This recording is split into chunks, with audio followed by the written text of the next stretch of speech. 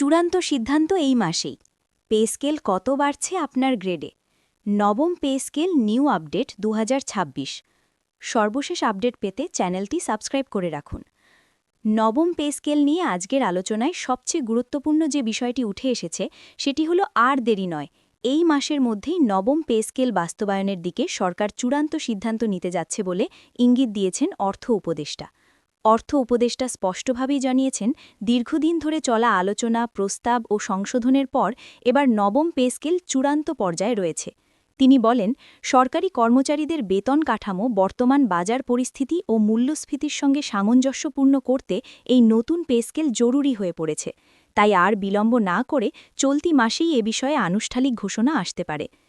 সবচেয়ে আলোচিত বিষয় হল গ্রেড ভিত্তিক বেতন বৃদ্ধি।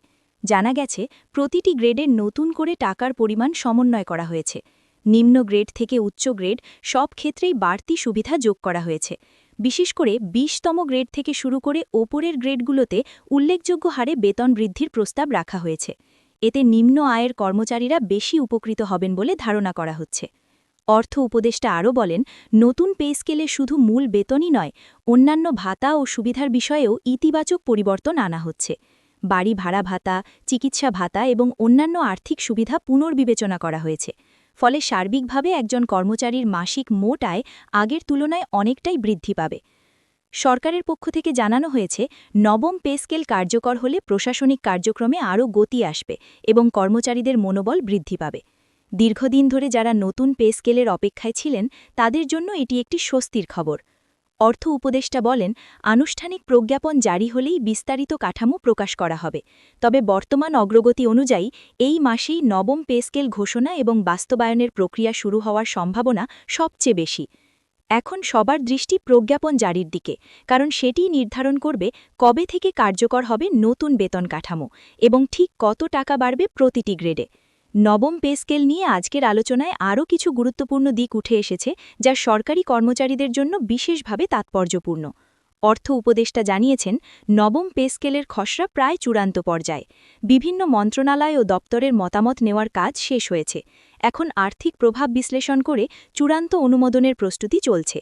তিনি বলেন, সরকারের লক্ষ্য হল এমন একটি বেতন কাঠামো তৈরি করা যা বর্তমান অর্থনৈতিক বাস্তবতার সঙ্গে সামঞ্জস্যপূর্ণ এবং একই সঙ্গে রাজস্ব ব্যবস্থার ওপর অতিরিক্ত চাপ সৃষ্টি না করে।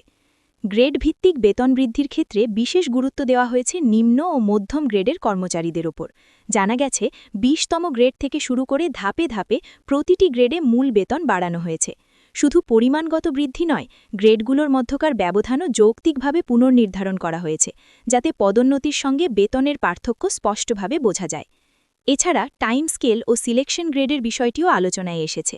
অনেক কর্মচারী দীর্ঘদিন একই গ্রেডে থাকলেও পর্যাপ্ত আর্থিক সুবিধা পান না। এই বাস্তবতা বিবেচনায় নতুন কাঠামোতে অভিজ্ঞতার মূল্যায়নের বিষয়টি যুক্ত করার প্রস্তাব রয়েছে।